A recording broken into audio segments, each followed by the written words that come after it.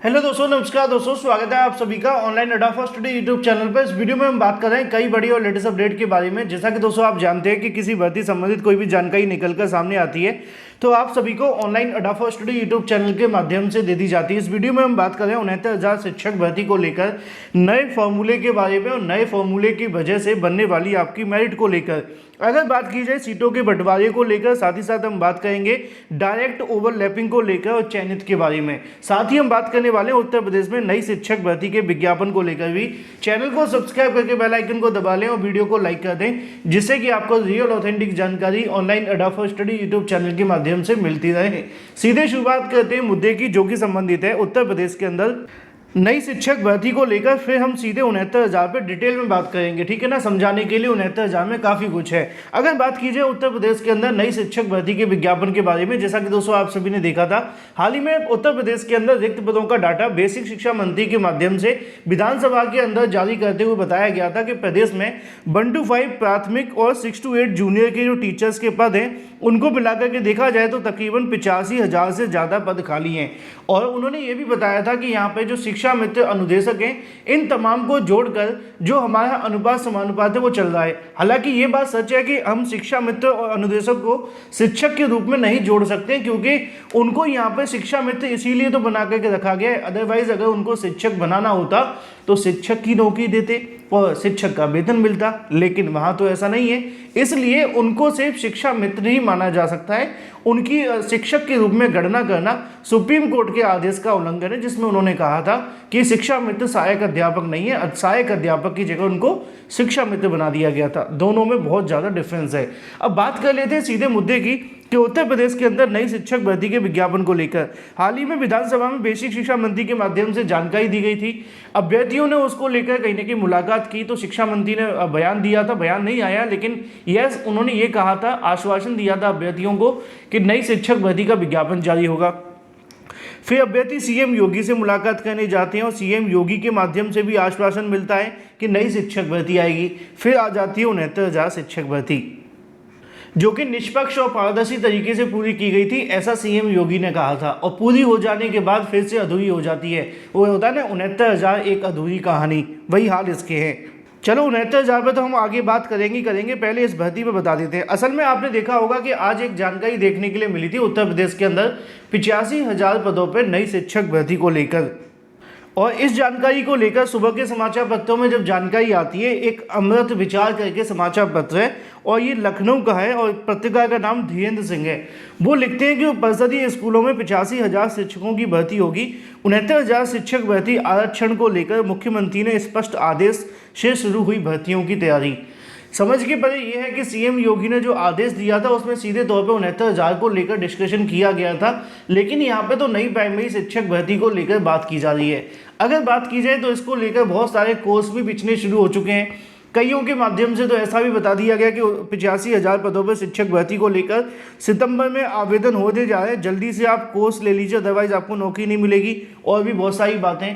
मुद्दे की बात यह है कि जो 85,000 पदों पर आज के न्यूज़पेपर में जानकारी लिखी है, अगर आपने सुबह का मेरा वीडियो देखा होगा उसमें मैंने आपको ये जानकारी दी तो थी, लेकिन मैंने खुद इस वीडियो में आपको उस वीडियो में बताया था कि अगर ऐसा होता है तो ये खुशखबरी है, लेकिन इसकी कोई ऑफिशियल अनाउंसमेंट नहीं है। ये सिर्फ न्यूज़पेपर के माध्यम से लिख दिया गया है। अब या तो उनको कोई अंदरूनी जानकारी मिली है, तब भी उसका कोई बेनिफिट नहीं है, क्योंकि ऑफिशियल आएगा तब भी अभ्यर्थी नहीं मानेंगे। जब तक विज्ञापन नहीं आ जाता, आवेदन नहीं मिल जाते, नौकरी नहीं मिल जाती, और नौकरी होने के बाद सेवानिवृत्त नहीं हो जाते, क्योंकि आजकल तो नौकरी भी खतरे में हो गई है। 69,000 को ही देख लो, है ना। तो ये मामला है।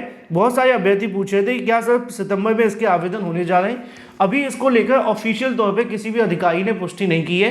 ये जो न्यूज़ लिखी गई है या तो पत्रकार महोदय के माध्यम से ऐसे ही लिख दी गई है, या ये सिर्फ न्यूज़पेपर के अंदर डाल करके अपने न्यूज़पेपर को वायरल करने की कोशिश की गई है। बहुत सारी चीज़ें हो सकती हैं, लेकिन तथ्य अभी ये है कि ऑफिशियल नहीं आया है। जैसे ही कोई ऑफिशियल न्यूज़ आएगी इसके बारे में मैं सबसे पहले आके आपको बताऊँगा, डोंट वरी।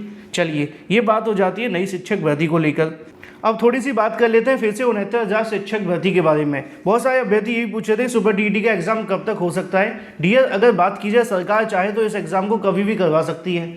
विज्ञापन निकालना और भर्ती कराना कोई वो बड़ी चीज़ नहीं है। सरकार चाहे तो कभी विज्ञापन निकाल सकती है। ये 69,000 का नाम सुना है आपने, सुना होगा। इसका विज्ञापन निकाला गया था 1 दिसंबर को शासनादेश जारी हुआ था, 1 दिसंबर 2018 को। 5 दिसंबर 2018 को इसके आवेदन शुरू हुए थे, ठीक है। 21-22 के तक आपके आवेदन आ गए थे, यूपीटीईटी वाले अभ्यर्थियों का रिजल्ट आ गया था। 6 जनवरी को आपकी परीक्षा हो गई थी।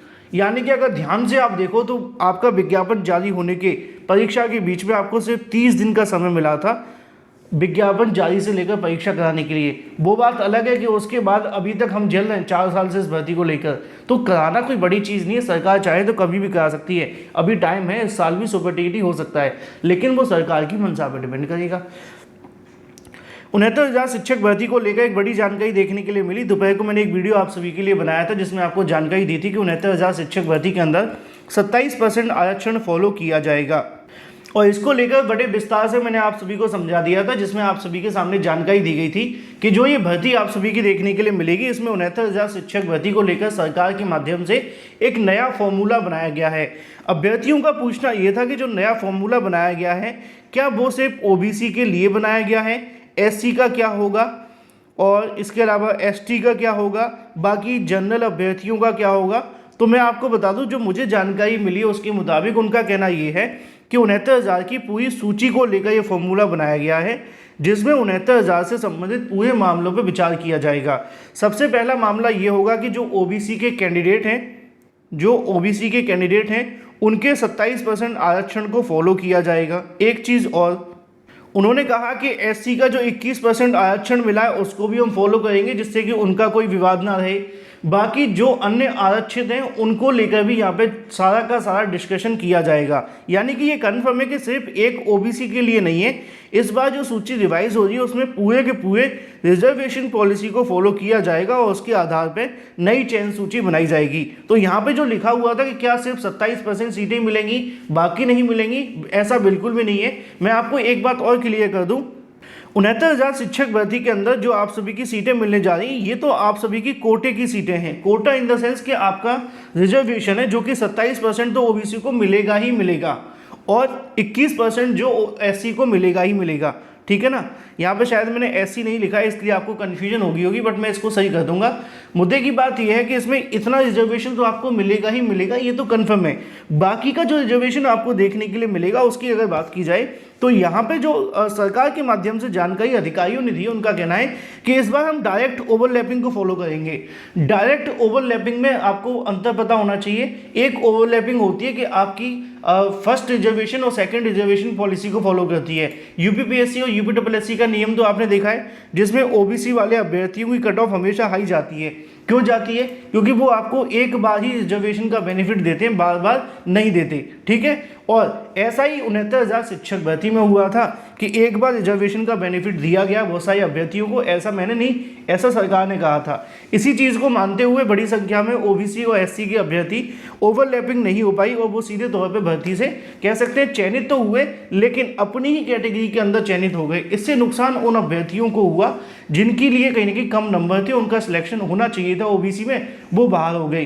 तो यहाँ पे इस बार डायरेक्ट ओवरलैपिंग को फॉलो किया जाएगा और इस भर्ती के अंदर डायरेक्ट ओवरलैपिंग आपकी लागू होगी। डायरेक्ट इन द सेंस कि आपको फर्स्ट रिजर्वेशन और सेकंड का लाभ नहीं देखा जाएगा, वहाँ पे सिर्फ ये देखा जाएगा कि आप क्या जनरल की कट ऑफ को पार करते हैं। जनरल की कट ऑफ कितनी थी? 67.11 ये कट ऑफ थी, और इसमें आप सभी जानते हैं अभी बदलाव होना बाकी है। सभी की कट ऑफ बदलेगी, चाहे वो अगर बात की जाए ओबीसी की हो, एससी की हो, या इसके अलावा जनरल की। क्यों बदलेगी? क्योंकि यहाँ पे दोबारा से आप सभी की जो चयन सूची बनाई जा रही है, और उसमें जब दोबारा से कुछ अभ्यर्थियों को अंदर बाहर करना होगा तो निश्चित तौर पर कट ऑफ में बदलाव भी होगा। अब जब बाहर की बात आती है तो चयनित को लेकर भी सवाल आ जाता है। तो जो चयनित अभ्यर्थी हैं उनको लेकर सरकार का जो अभी तक मोटिव है वो क्लियर दिखाई दे रहा है कि वो किसी चयनित को प्रभावित नहीं करने जा रहे हैं। उनका कहना ये है कि वो इस मामले को लेकर समायोजन की पॉलिसी को फॉलो करेंगे, जिससे कि 69,000 शिक्षक भर्ती में जो अभ्यर्थी चयनित हो चुके हैं उनके भविष्य को सुरक्षित किया जा सके। अब वो कैसे सुरक्षित करेंगे ये देखना दिलचस्प होगा। फिलहाल की बड़ी और ब्रेकिंग न्यूज़ ये है कि 69,000 शिक्षक भर्ती के अंदर जो आप सभी का 27% रिजर्वेशन है ये तो आपको कोटे का मिलेगा ही मिलेगा। बाकी का जो आप सभी की सीटें हैं उनको ओवरलैपिंग के माध्यम से ओबीसी और एससी अभ्यर्थियों को दिया जाएगा। अगर वो सामान्य वर्ग की कट ऑफ को पार करते हैं और सामान्य वर्ग की कट ऑफ पार करने के बाद उनका सिलेक्शन हो जाता है तो, और इसको लेकर आने वाले 24 घंटे के अंदर सरकार के माध्यम से इसको लेकर पूरी की पूरी जो पॉलिसी है वो जारी कर दी जाएगी कि किस तरीके से आप सभी का चयन होगा। जो भी सही सटीक जानकारी निकलेगी सबसे सटीक सबसे पहले आपको इसी चैनल के माध्यम से दे दी जाएगी। चैनल को सब्सक्राइब करके बेल आइकन को दबा लें और वीडियो को लाइक कर दें। Thank you for watching this video.